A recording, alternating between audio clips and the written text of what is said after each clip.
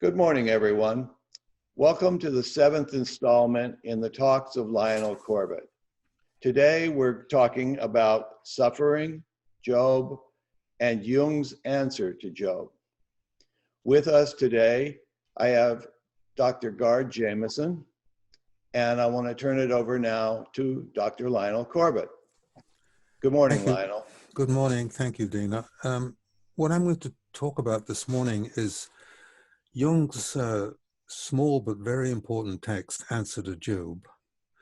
And I'm going to talk about some of the psychological aspects of the story of Job that Jung does not talk about and explain why Jung doesn't talk about them. And I want to talk about Jung's notion that Job experienced what Jung refers to as the dark side of the self, or the dark side of the God image, which Job experienced as causing tremendous suffering. And I want to try and show how this experience of the dark side of the self transformed Job's God image, which is often one of the effects of suffering. And in the process, I'll try and show how Job's, what I think was Job's narcissism, was also transformed in the process. And I want to make the point that to talk about the book of Job, I'm reading this biblical text as a mythic text. I'm not reading it as a theologian. From a psychological point of view, a book like this that's been accepted for several thousand years as sacred or divinely inspired is obviously emotionally and archetypally very important. Without commenting on its historical or theological accuracy, it's true in the symbolic sense. It speaks to people symbolically and spiritually, psychologically, metaphorically. A story like the book of Job is important for what it tells us about people's beliefs and for the kind of God image that the book depicts. Satan questions Job's faithfulness by asking God if Job's goodness and piety might merely be the result of God having blessed Job with great riches and success. And so God agrees to let Satan test this theory by making Job suffer. This is an appalling wager, and we're not told why God allows this to happen, because if he would consult his omniscience, he would know in advance what would happen. But anyway, God allows the bet to take place, which is quite frightening. We don't know what other parts of the Bible are the result of a wager. It's a peculiar God image, really. So next, what happens is that evil and suffering quickly follow this conversation between God and Satan. Job's servants are killed, his animals are stolen, and a huge storm kills his children by collapsing their house. And the story clearly says that Satan is behind all these disasters, acting with God's permission. This isn't Satan in the later Judeo-Christian sense. This is Satan written with a lowercase s in English, a member of the heavenly court who's acting with God's permission. But the point about the story is that evil and suffering have a mixture of divine origins and human origins, the people who stole all his possessions. The irony of the story is that God behaves without faith, not Job. Job, at least initially, remains faithful to God. Job accepts the news of these very severe losses with what looks like, on the surface, resignation and acceptance of the will of God. I don't think it really is, but it looks that way on the surface. Then what happens is that Satan goes back to God and says, well, Job wouldn't be quite so good and so pious if he were to become physically ill. So God says, okay, make him physically ill, but don't kill him. So the next thing that happens is that Job is afflicted with serious sores or boils all over his body. At this point, his wife, who's lost her children and her home for no apparent reason, bitterly insists that he should curse God and die. But Job points out that if we've accepted good things from God, we also have to accept evil. So far he remains pious and he doesn't complain. The next thing that happens is his friends arrive to try to help him. and they sit and they grieve with him, and eventually his real feelings erupt. It's as if, from a psychological point of view, his feelings have been so strongly split off, his rage and his distress, that he needed his friend's attunement to his distress. He needed his friend's empathic attunement before he could finally express his real feelings. And suddenly we see this rage that Job had been trying not to feel consciously, and his grief. It's as if the boils and the sores that he experienced are a kind of psychosomatic skin eruption, because he repressed all his grief and rage at the terrible things that had happened to him. And suddenly we see this rage that Job had been trying not to feel consciously. He starts to curse his own existence. He wishes he'd never been born. He says to God, "What was the point of giving me life, since now I only want to die?" So it's no wonder that he broke out in boils, trying to keep all this inside him. While he was being so patient and so accepting at the conscious level, his body was expressing his unconscious feelings. So the model of Job as pious and accepting, and that's why we have this English phrase, the patience of Job, is really only true at the superficial level. It's not true if you take the unconscious into account. Now, at this point, Job's friends say, well, if you appeal to God, things will work out in the end, because we know that you're a good person, and we know our theology tells us that only the wicked end up badly. And of course, his friends say, actually, what's happened to you is good for you, because it shows that you need to repent. You must have done something wrong, and then things will be better. So what's happening is that his friends give him the traditional explanation for suffering, that it's a punishment for sin. And Job realizes that his friends say this kind of thing because his friends are afraid of the tragedy that's happened to Job, and they're trying to make sense of it. But Job doesn't want anyone to talk him out of his despair. Job insists on his own truth. He knows himself, and he knows that he doesn't deserve what's happened, the severity of what's happened, the loss of all his possessions, the loss of his family. He doesn't deserve all this. He hasn't been that bad.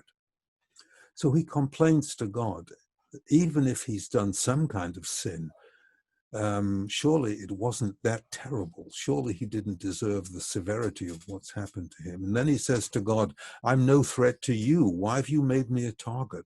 Why can't you forgive me? Well, his questions seem reasonable, but his friends don't like these questions, because these questions threaten their theology. They threaten the traditional ideas. This kind of questioning is a threat to the foundation of their religious beliefs.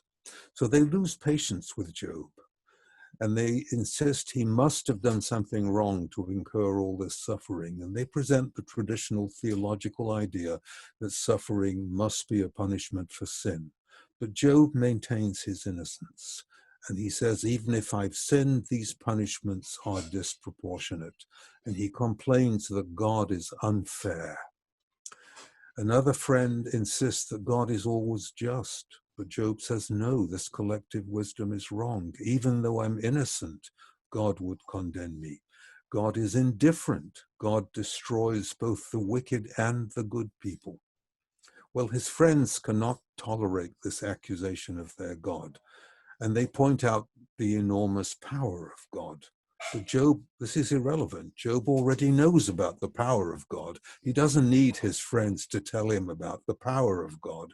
What he wants is the chance to argue his case before God.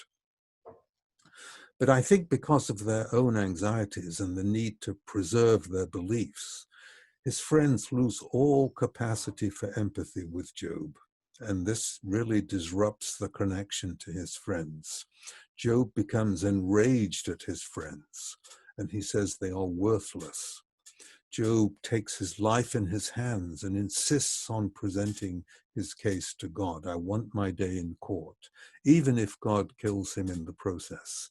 And he insists that God should let him know, what have my sins been?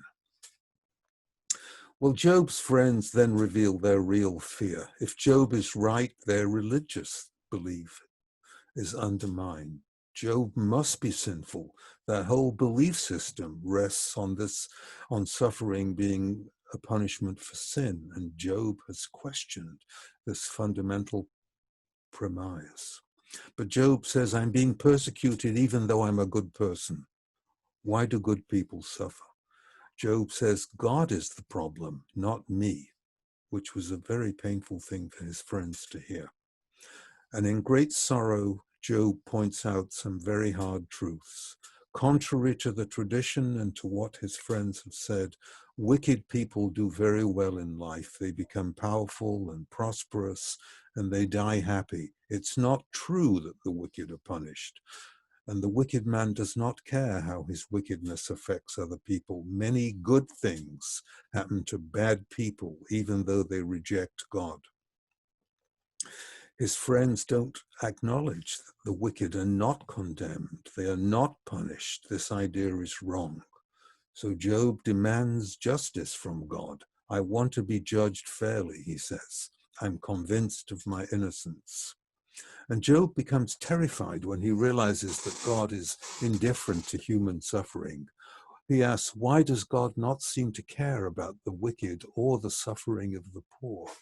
Thanks to his own suffering, Job has become very conscious of the plight of poor and suffering people. He's suddenly become very empathic because he's become one of the poor and suffering himself. He mourns the loss of his previous lifestyle. He grieves the loss of his belief that God watched over him. He grieves the loss of his children, the loss of being respected by important people, the loss of the feeling that he's blessed because of his good works. And this is a part of the story. I'm here at about Job 29. This gives us a clue about an unacknowledged problem, which was Job's narcissism. It's very clear from the text that Job used to glory in his superior social position. He was extremely wealthy. And when things were going well, he was self-satisfied. And from the text, it's very clear that he was full of his own self-importance. So various commentators have pointed out that before these tragedies struck, Job had become complacent, not as good as he portrayed himself, which is an allusion to Satan's original accusation. So if you think of Satan as a complex in Job, as something in Job that accuses him of not being good enough, that seems to be what's become constellated here. There were times, although Job used to give to oppressed people and used to give charity when he was wealthy, he seemed to think that he was entitled to his wealth. There's a tremendous sense of entitlement in his narcissistic sort of inflation. But now he says, although I was so important before, now I'm mocked by people. I used to help people in distress, but now they're making fun of me. But what's happened to him is that he used to give charity from on high as a rich man. And this was charity that constantly was used to emphasize his wealth. Now what's happened is he develops real empathy for downtrodden people because he's experienced intense suffering himself. The point seems to be here that only people who suffered themselves can really be empathic with suffering people. So Job's narcissistic structures, his inflation, his sense of self-importance are all reduced by this intense suffering. What happens next in the story is that God responds to Job out of a whirlwind or a storm. And this is really what we mean by an image of God, an image of what Jung would call an image of the self, the transpersonal self, the God image. The whirlwind is not simply God in the transcendent or theological sense of the word. It's an immanent experience of the numinous that is relevant to Job's personal psychology. God speaks to Job, Obviously, we couldn't have language without personal levels of the psyche being involved. So this is not the divine itself. This is the divine filtered through Job's psyche. And Job's experience of the divine would be colored by his association to strong winds, storms of this kind. So to me, this particular self-image suggests that Job's God image is a god of the storm, a storm god. And it was the same God that killed his children by blowing their house down in a storm or a strong wind. This is the image of God that Job has always been afraid of. And here it is appearing to him. Now, if we look at the content of what God actually says from the whirlwind, we'll get a clearer picture of Job's God image. And it's important to remember that this is not a description of the divine itself. This is a mythic image of the numinosum colored by projections that are arising within the structures of Job's personality. The first problem is that the response that Yahweh gives to Job out of the whirlwind is all about how powerful God is compared to Job. Just repeating what Job's friends have been saying all along. Now, most theologians will say this comparison of how powerful God is compared to Job is an attempt to humble Job and bring him down to size. But I think if you read that whirlwind speech, there's a great deal of rage and sarcasm in God's response, which I think is part of Job's God image. Listen to the sarcasm. God says, I will question you, and you will declare to me, where were you when I laid the foundations of the earth? Tell me if you have understanding.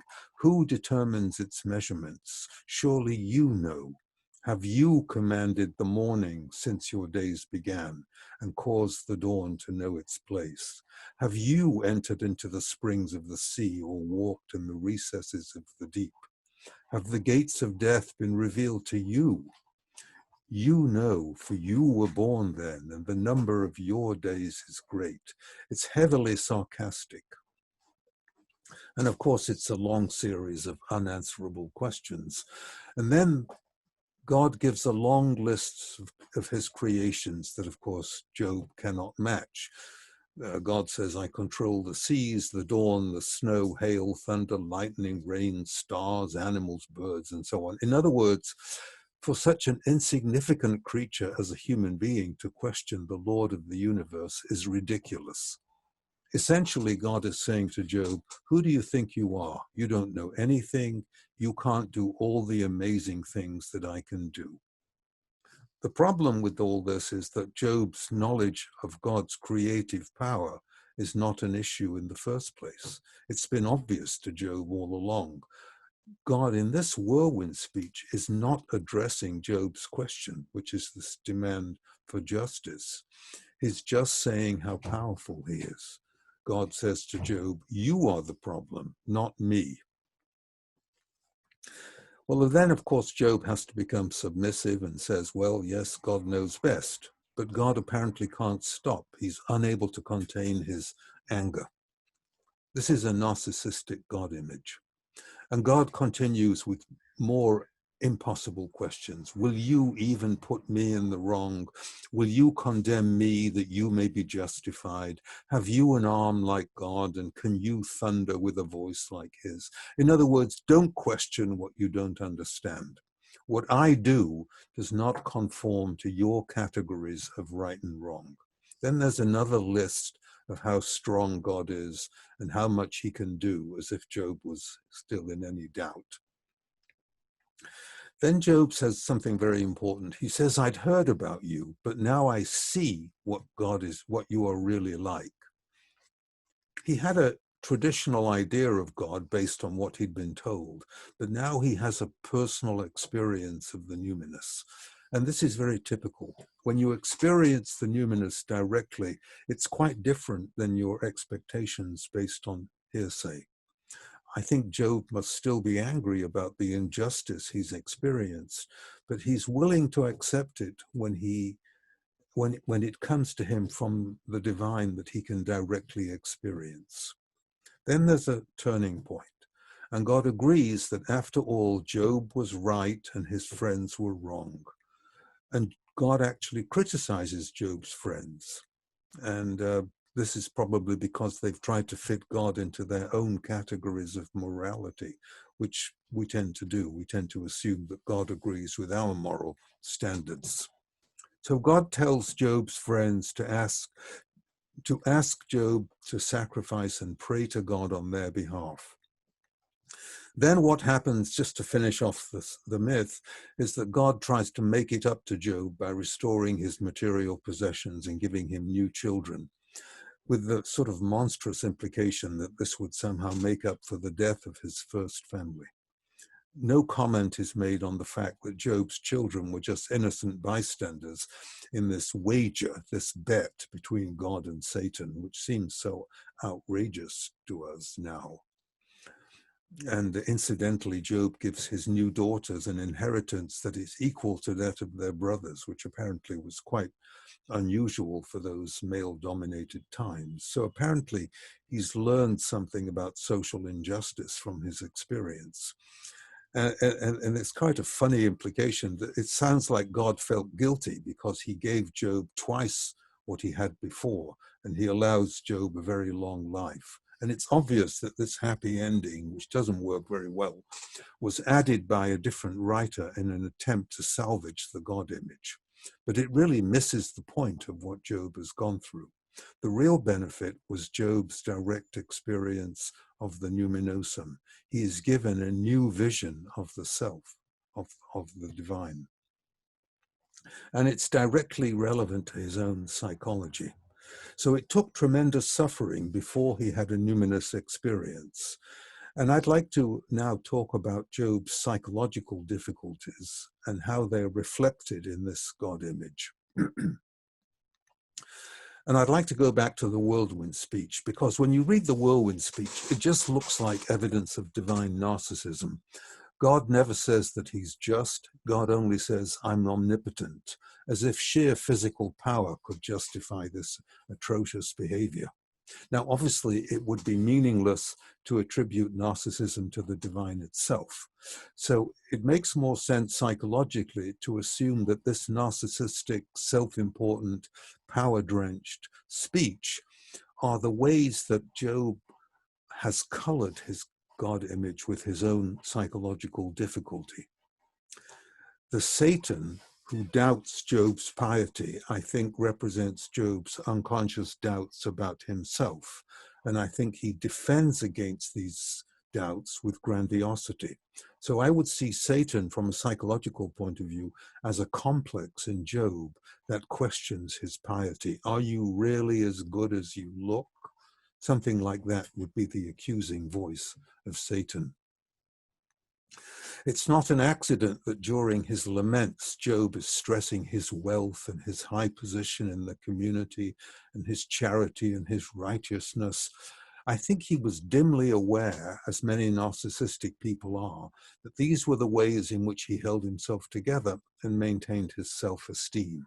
And when he lost all these props to his sense of self and the power and the wealth that propped up his sense of self, he had to reevaluate his sense of who he is. It's no accident that his God image stresses power over all the world. In those days, of course, it would have been taken for granted that God would be interested in dominion and domination. Power and dominion and domination was part of the collective God image of the time because human beings and human rulers were interested in power. So they would project that onto their God image and assume that God was interested in power. So that's why there's so much of that in the Hebrew Bible. So Job is unconsciously assuming that power is an aspect of divinity because power over others, I think, is so important to him personally. I realize this gets me in trouble with the theologians. We have a different experience of God when we are among the oppressed than we do when we are one of the elite. We're more interested in justice rather than the power of God. Job's suffering has made him aware of the limitations of power. His suffering has made him empathic towards the suffering of other people. It's made him less grandiose, less self-important. And this, from a sort of teleological point of view, might have been the point all along. The process of suffering was intended to change his values, to deflate his narcissism, his self-importance, and thereby speed up his individuation process, speed up the maturation of his personality. Many people with narcissistic character disorders only develop compassion for others when they've suffered themselves, and it took a great deal of suffering and the appearance of God in a whirlwind to deflate his inflation. Of course, it's not an accident that God appears to Job in a storm. This imagery is part of the biblical tradition, and it was part of the collective God image at the time of Job. Yahweh appears on Mount Sinai in thunder and lightning and a thick cloud that terrified the people. And most scholars nowadays think that the biblical Yahweh was originally a storm god, archetypally like Zeus and Jupiter.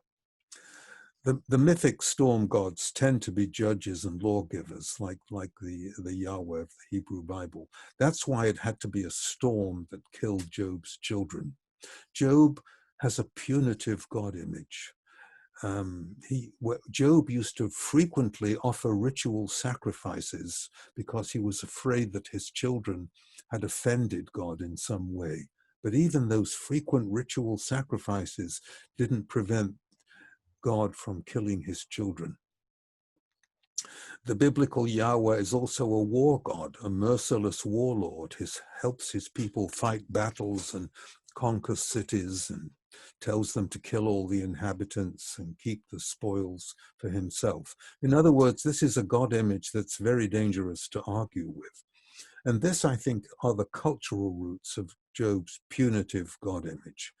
I think there must have been also factors in Job's personal history that reinforce this angry, power-drenched God image. I'm imagining that the story of Job is very important for what it did within Job. As I said before, I'm not seeing Satan as an outer figure, but as a sector of Job's personality, a painful complex, some kind of emotional difficulty within Job that makes him doubt himself. Something that challenges his conscious piety. And I think what happened is that Satan was an aspect of Job's psyche that had remained dormant or unconscious, and then it was activated by the loss of his children and his possessions that plunged him into grief and depression. It's quite possible that Job had some kind of severe father problem that he's projecting onto his God image. This is speculative. But I'm imagining that he had a punitive father because he had such a punitive God image. And we know that people project parental imagos onto their God image. We've known this since Freud and since the work of writers like Anna Maria Rizzuto. Our early relational configurations are projected and color our God image. So you have a cultural God image that's angry and punitive, and I think he must have had a personal father that was difficult, and he's projecting this onto his angry sky father God image, who has to be placated with sacrifices. So in other words, he's experiencing the divine through the lens of his personal psychology. Now, Freud would say this means he's not experiencing anything real. That would be a mistake. The problem is that he's coloring the divine with his personal psychology. The traditional psychoanalytic explanation would be that there's nothing there. I think a preferable explanation is that he colors his God image with his personal psychology, with his cultural expectations, and with his personal psychology. He's experiencing the archetypal sky father in a negative way. This devastating whirlwind, storm, sky god is the archetypal father at the center of what I think is a severe father complex. One line of evidence for this is his worry about the ill will of the divine father, which appears very early in the story. As I mentioned earlier, Job's sons were in the habit of giving parties, and every time his sons got together, Job would have to offer sacrifices to God in case they had done anything wrong. Now, this is not a ritual sacrifice because of devotion to God or to fulfill a commandment. It sounds to me like obsessive compulsive ritual. For a father to be so concerned about the behavior of his sons seems very, very scrupulous. He's sacrificing constantly just in case his children did something wrong.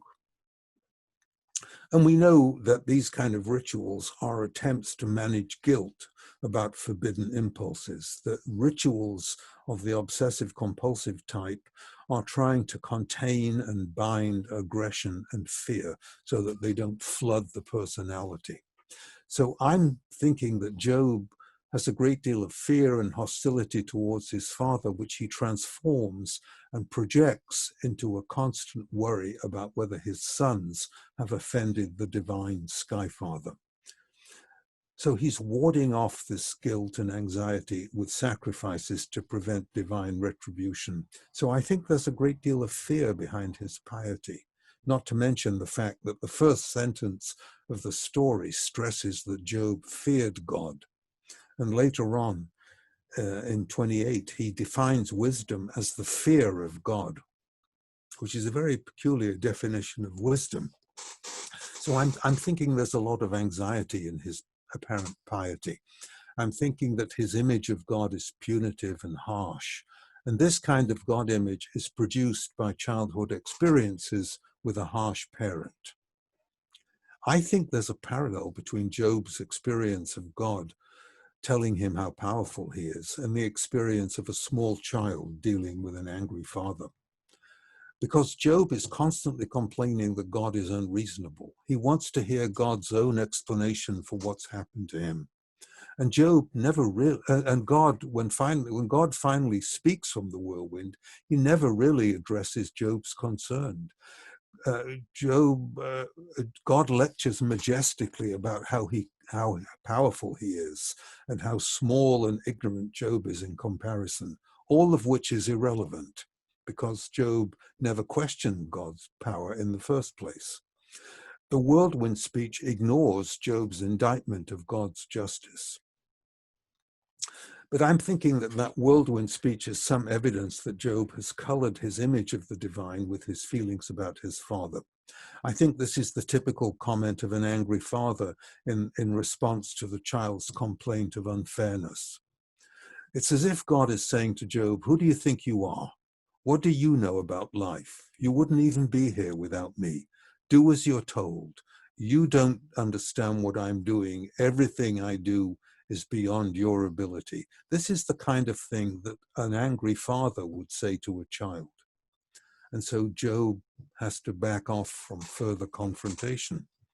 And God the Father says, the facts of my wonderful creation justify me and they make your questions unimportant. But this wonderful creation that God is boasting about contains the very problem of suffering and injustice that Job is complaining about.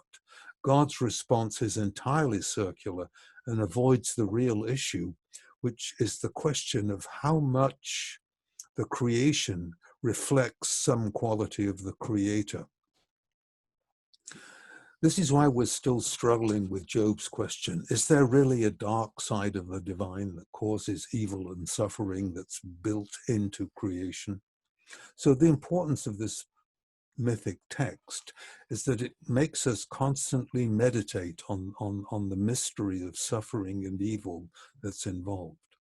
Job is obviously very depressed.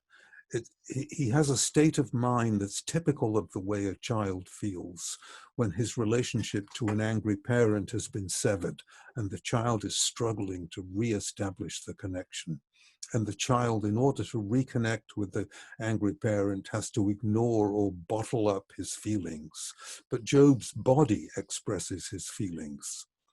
Job is usually portrayed as a model of resignation to the will of God. But if you look at this terrible skin inflammation that breaks out all over his body from head to foot, we see how angry he really was. The skin is an organ of the soul.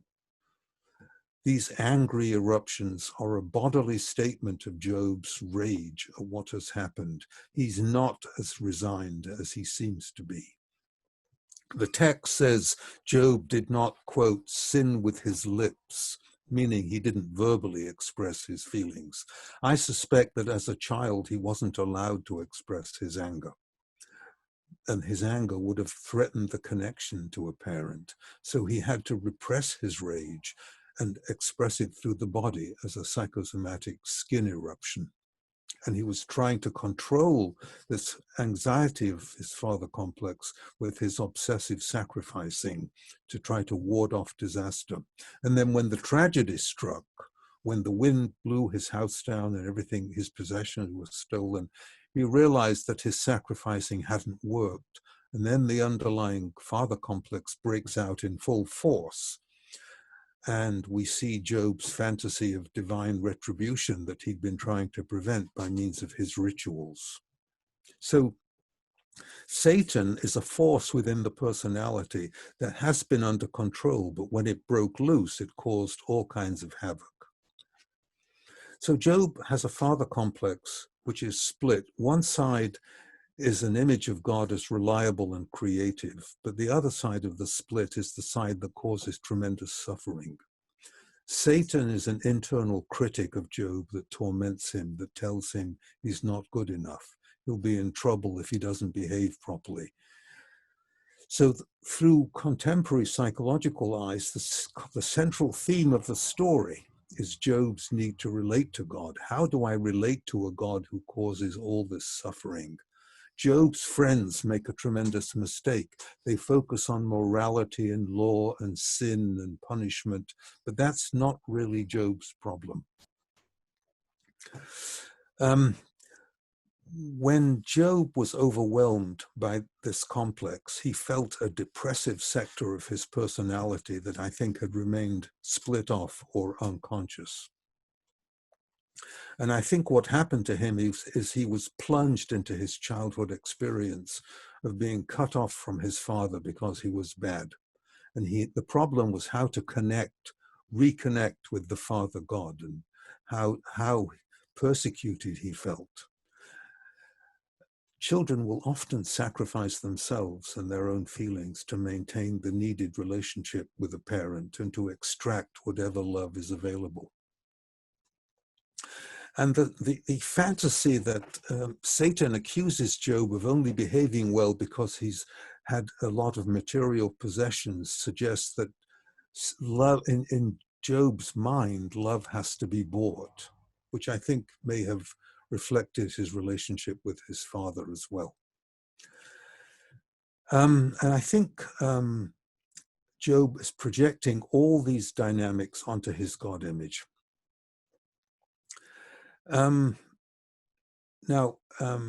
The experience of the divine in the whirlwind emphasizes the power difference between them. But there's very little hint of relationship or love in this whirlwind interchange. The story does go on to say that Job recovers and lives a long life. So it may be that the experience was helpful to him.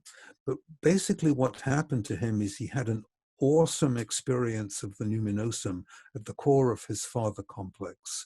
And I think this is typical of potentially the healing capacity of contact with the numinosum. His experience also reveals how staying with suffering, maintaining his own position, rather than following collective wisdom, may lead to a healing experience. I think he was sustained by his vision of the numinosum, which is much more meaningful than just hearing about the divine secondhand. So I think what happened to him is he saw an image of the archetype at the center of his father complex, and he discovered this violent, unrelated, demanding nature. And that's why he was able to say, now I can see who you really are. So for the depth psychologist, Job's experience is typical of an experience of what Jung calls the dark side of the self. It also illustrates how suffering may be transformative and how suffering can make visible the archetypal underpinning of the complex. This is a radically different explanation of the story than traditional notions that God is simply testing Job's piety. So let me now move to Jung's answer to Job. In answer to Job, Jung points out that throughout his ordeal, Job is maintaining his integrity, but the story reveals an abominable God image. Job's personal ethical standards had apparently evolved beyond the standards of the collective God image of the time that Job had inherited from the historical God image. So that Job comes out of this encounter looking better than the God image. He behaved better, he maintained his integrity, whereas God did not. God betrayed, God did not behave in a faithful way. So to deal with what happened to him, Job's God image had to radically change from its rather primitive classical state, which his friends were trying to insist on, into something that he could actually use. So there was a need for the change in Job's God image, and there was also a need for the transformation of a collective God image. Jung thinks that in order to catch up with the level that humanity had reached, in this case, the level that Job had reached, the collective God image had to become human. So according to Jung, the incarnation in Christ was the answer to Job. God has to become human to catch up with the ethical level that human beings had reached. If the story of Jesus's incarnation had not appeared, the collective image of God might have become increasingly degraded because the old God image was seen to become less and less useful. Instead, Jung thinks that Job's story forced a radical change in the collective God image. It was an angry storm God, a God of law. Now it transforms into a God of love. And because he was a loving man, Jesus is able to embody this love, which had previously been relatively ignored or was relatively unconscious. So Jesus, according to Jung, was able to incarnate that aspect of the self instead of focusing on God as a warlord or a lawgiver. So the story implies that when Jesus was tortured on the cross, God experienced what it is like to be human, and he realized how he had caused Job to suffer. Job now represents humanity. So when God is being crucified, he realized how he caused humanity to suffer. That is to say, according to Jung, the new God image that begins with Christ takes into account human suffering in a way that does not radically split the human and the divine. So a new mythology begins that's based on the idea of the incarnation of the divine into humanity. But the radical move that Jung makes is to say that this incarnation is not confined to Jesus. It's happening within all of us. He says, in his words, we all have to carry God. The incarnation of the self into a conscious, empirical personality inevitably causes suffering. And this suffering forces us, like Job, to a new consciousness of the self. And this new consciousness is itself a form of incarnation. So now the development of this consciousness of the self is a task for all of us. That's why Jung can say that, quote, God becomes conscious in the act of human reflection. Now, Job's suffering made him conscious of what Jung calls the dark side of the self. But this aspect of the new God image was not accepted, that Job experienced was not accepted into the collective Christian God image. The collective Christian God image preferred to stress the light side of the divine. Christianity prefers a kind of benevolent, loving God image. What happened was that Job forced the self into a dialogue with him by maintaining his own position, by not giving in to the collective God image. He forced the self to acknowledge its own darkness in relation to humanity. Jung thinks that Job acted as a kind of reflecting consciousness for the divine, which made the divine conscious of its treatment of Job. According to Jung, the capacity for self-reflection is essential for us to speak of consciousness. And we cannot be fully self-conscious without being in relationship with another mind. So Jung came up with the idea that even the self, the God image, needs a reflecting consciousness at times. So it's almost as if the dialogue with Satan was necessary for God to wonder about Job. Without Satan and Job, it seems as if God would not have reflected on what he was doing. He wouldn't have become conscious of his own dark side. And this is why Jung made the very startling comment that got him in trouble with many theologians, that God's behavior is so atrocious, God's behavior towards Job was so atrocious, he must be an unconscious God. At least he must be unconscious of the light-dark split in his own nature. Now, the theologians who became outraged at Jung's idea of an unconscious God didn't really grasp the fact that Jung was speaking psychologically about a God image, not theologically. Jung himself, unfortunately, doesn't always make this distinction clear. But when he does, he insists that he's talking about the God image that has a dark side. He says he's not talking about the divine itself. Now, when he talks about the self needing human beings to act as a reflecting consciousness, there is some ambiguity here. Some people believe that Jung literally thinks that the self needs human consciousness to be aware of itself. Now, I personally think this is a bit of a dubious proposition, because I don't think there's any difference between the self and the psyche and consciousness. So I don't think it quite makes sense to say that the self needs a reflecting consciousness to become conscious of itself, if the self is consciousness or psyche. So I am not happy with this notion of Jung. I read Jung to mean that our God image is unconscious as far as the human ego is concerned, and that until we begin to experience our God image and think about it, our God image is unconscious or incomprehensible to us.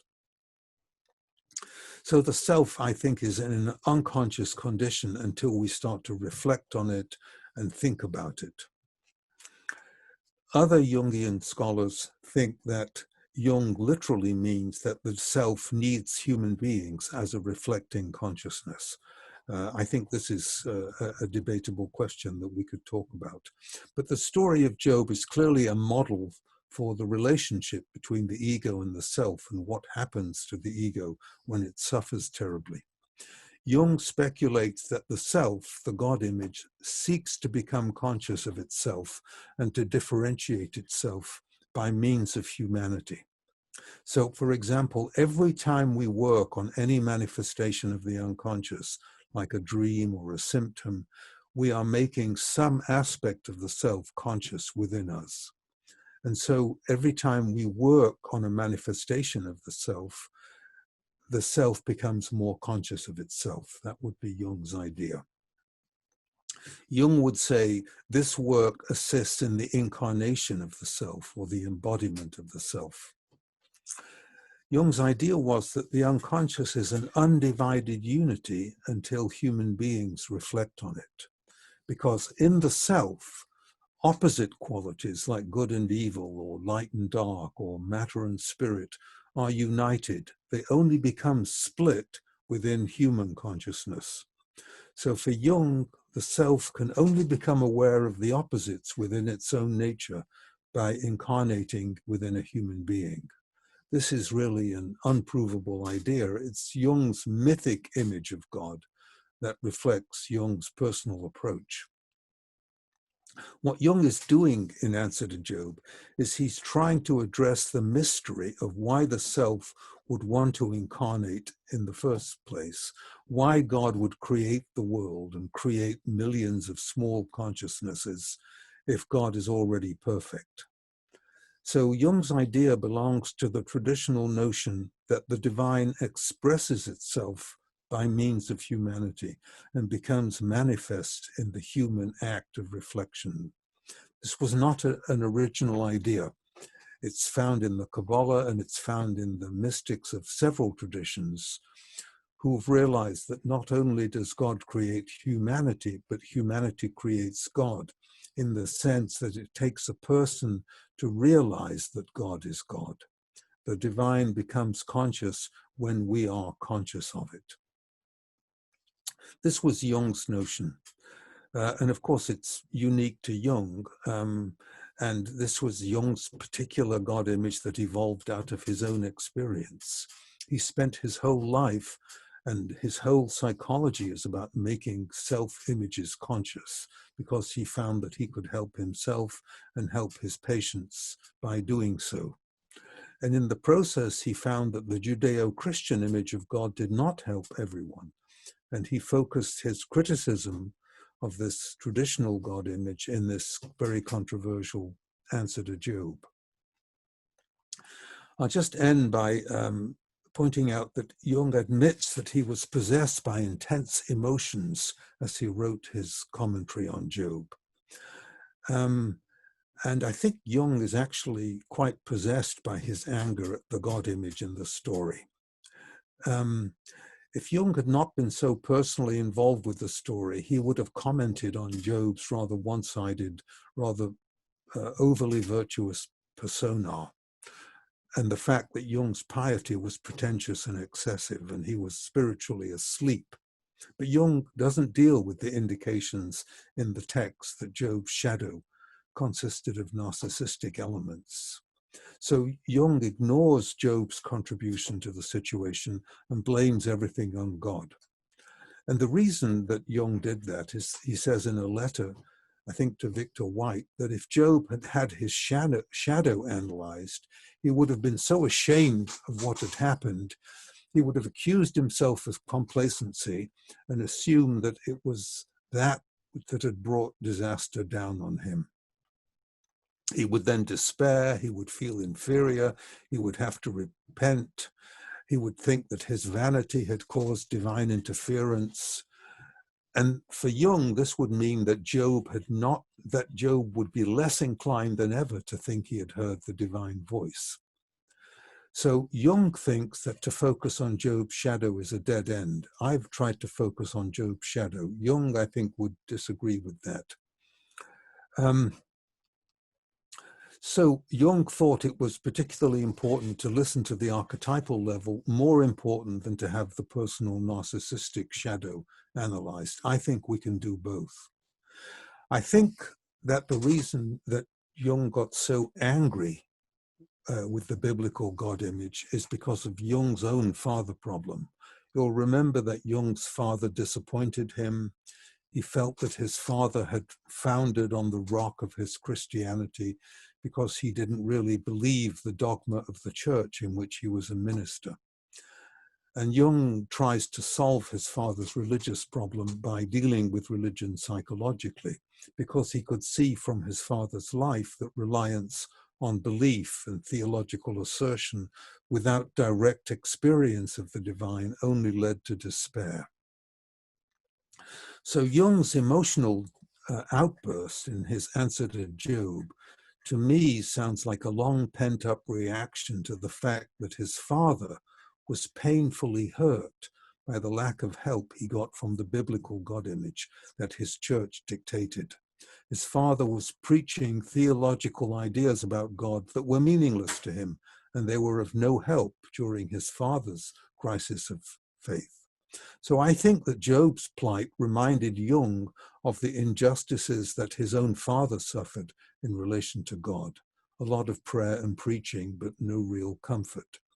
So I think Jung is venting his anger by attacking the biblical image of God the Father, who contributed to the unhappiness in Jung's childhood home. I think Jung is identifying with the suffering Job as he rails at God. Job, I think, is speaking what is also in Jung's heart. That's why I think Jung had to develop his own approach to the Christian story. He also, I think Jung is also very concerned for suffering people. He begins his answer to Job with the biblical quote, "I am distressed for thee, my brother," from the book of Samuel. Jung wants us to be more conscious of the traditional God image so we can see how it needs to be changed to be of more use to us today. That's why Jung wants us to include the dark side of God in our image of God. And that is bypassed in most traditional theological interpretations of the story of Job. Job realized that God is a mixture of light and dark. Jung complained that the church fathers intensified this split between light and dark when they made Christ all good and Satan the adversary, as if they were two opposing principles. What Jung wants to do is bring light and dark into two aspects of a single image. That's why Jung thinks that the Christ of Christian theology is an incomplete self-image, because he's been depicted as if he lacks any shadow. So the Antichrist, or Satan, according to Jung, is the missing half of the Christian God image, its dark aspect. Our contemporary task is to unite these two sides of the self in our own mythic image of the divine. I think my time is up, so can we now go to conversation? Yes. Lionel, thank you so much. Yes. Again, terrific commentary. And it seems that the answer to Job is such a relevant text in this current moment. And two things are really highlighted for me is one, the importance of personal religious or spiritual experience and how each of us is really called as a result of this text to explore where that experience lies for us, where the numinous lies for us. The second piece, I might take a little bit of issue. Baylor did a study, I think I may have mentioned before, of over 5,000 Christians. And this image of a light-sided God is not actually borne out in that survey. They suggest over 72% of all Christians regard God as distant, critical, and authoritarian, which is very similar to the Judeo image of God. Yeah. So I think we still carry much of the image of God that was carried by the three, quote, friends of Job in the Christian myth. And I think part of what you're doing today is really important, which is calling us to examine those images. And for me, it requires an appreciation that darkness and lightness is not only actual, it's also potential. And to make that Aristotelian distinction between potential evil and actual evil, I think is critical in this examination of our God image. So again, thank you. And I think, Jesus does call into question those values of wealth, of fame, and of power in the temptation story. And at the end of the day, as T.S. Eliot says, humility, right? And Job's humility is born from his suffering. So I think at the end of the day, humility is the attribute or the value which gives us the opportunity to explore that God image in an honest and authentic way. So thank you, and I really appreciate what you've shared, but I would suggest that our God image is not too different than the one that was shared by the three friends of Job, still today. Well, they tried to promote the classical idea that suffering is a punishment for sin, which simply doesn't work, because innocent people suffer and wicked people don't suffer. That was Job's point. Yeah. And the preachers in the Christian pulpits today are still doing that. And that's why Emerson said, this myth doesn't speak to me anymore. And he went to see Wordsworth and Coleridge and discovered the romantic visions of deity, Yeah. which incorporate with Blake, incorporate that idea of a negative shadow self. And so what the tradition has had to do is develop theodicies, attempts to justify God in the presence of suffering and evil, but none of the theodicies really work very well. Well, the process theologians have attempted in some fashion to create a theodicy that works, which suggests, as you know, that the God is finite and that God is growing and that God carries, if you will, a shadow self along with the, if you will, light self. Yeah, not everything that happens is under God's control. Yeah. Exactly. Yeah. So Yeah. process Yeah. theology, John Cobb and those have attempted to do that, but I don't think it's gained much traction in the popular imagination. Well, people say, is it worth worshipping such a God? Yeah. I want a God who's in charge of everything. Yeah. Again, I come back to T.S. Eliot's line, in the end, humility is everything. Right. Mm-hmm. And if we don't approach our reflection and investigation and active imagination with a quality of humility, I don't think we gain any traction. But I think we have to acknowledge that the notion that the divine has a dark side to it that causes suffering and evil is extremely frightening. Yeah. And I think that's partly why it was rejected by so many theologians. Yeah. And again, I would come back to the idea of potential and actual darkness. It's important to make that distinction, that there are choices involved here. Well, that's the free will defense. That's the theodicy. Exactly. But it doesn't work very well because you know, we could choose between different degrees of goodness. That wouldn't account for the intensity of the evil and suffering. Couldn't we choose? Couldn't the evil be a little bit less evil and suffering be a little bit less? I mean, it's enormous. Yeah. I don't think the free will defense really works. Yeah. Was the death of 1 million children in the Holocaust worth it to give human beings free will? That's why Levinas and people like that think these kind of attempts are sort of obscene. Right. They don't deal with the issue. Yeah. Well, do we have any questions from our audience? Oh, yes. I don't see any questions coming up at this point, but I wanted to introduce the idea that it seems that we've now created a God with a personality that in some way is a mirror image perhaps of the person who is believing in the God. Yes. And that this manifestation as an extension of the perceiving psyche is part of the problem. Because if we come up with a God that we imagine is only good and only going to heal and only going to do good things, then we leave no room for the ambiguities or uncertainties of nature itself. Mm-hmm. Mm-hmm. Yes, that's right. So God, the dark side of God is found in tsunamis and volcanoes and earthquakes, and all that is a part of creation.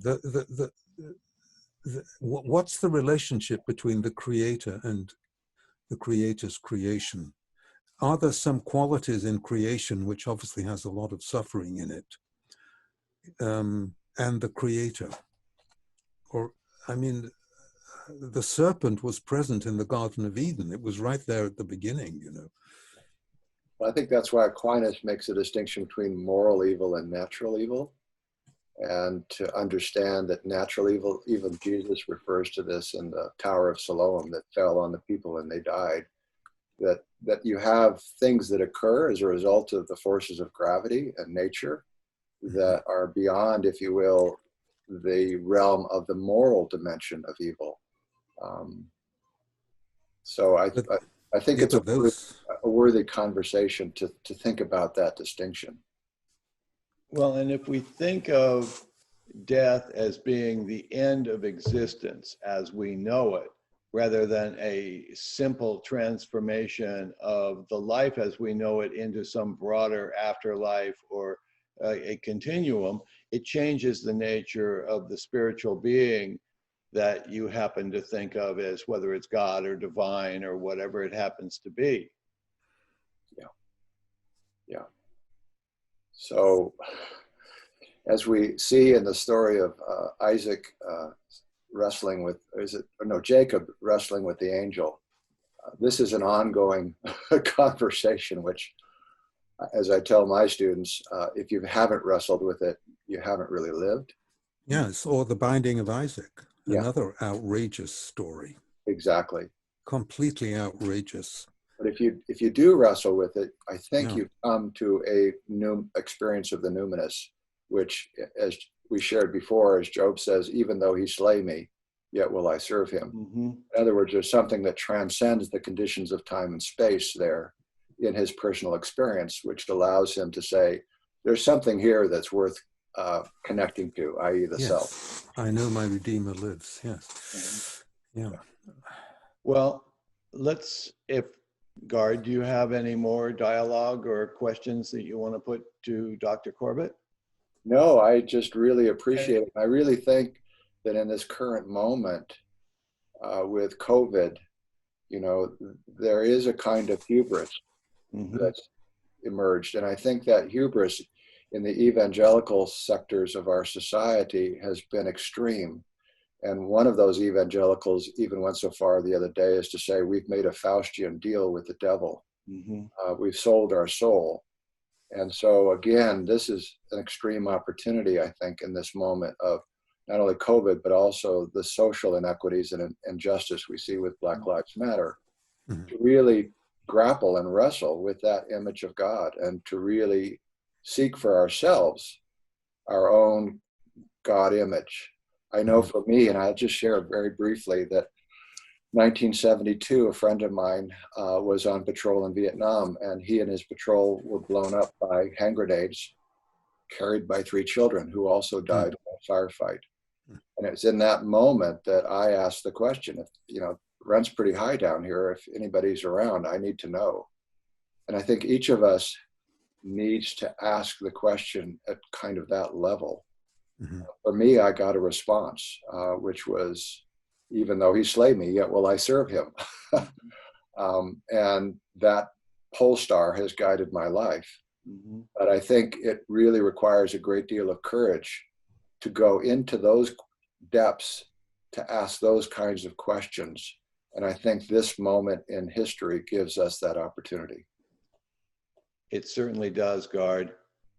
This moment, we have not had a moment, at least in my lifetime, where we've been called to really develop a clear point of view about issues that transcend the human experience.